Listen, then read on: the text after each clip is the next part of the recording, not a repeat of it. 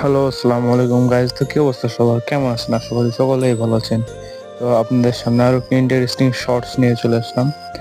আজকে যাব আমরা মেহেরপুরে।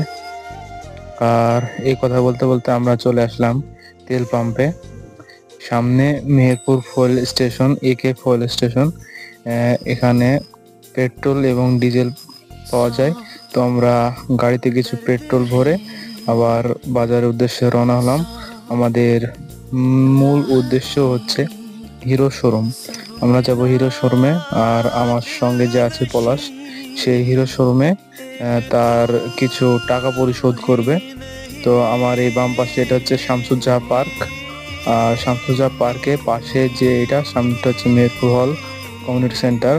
তো আমরা দেখতে দেখতে হিরো শোরুমে চলে আসলাম এবং হিরো শোরুমের মধ্যে আমরা প্রবেশ করে ফেললাম। আর এখানে হিরো এবং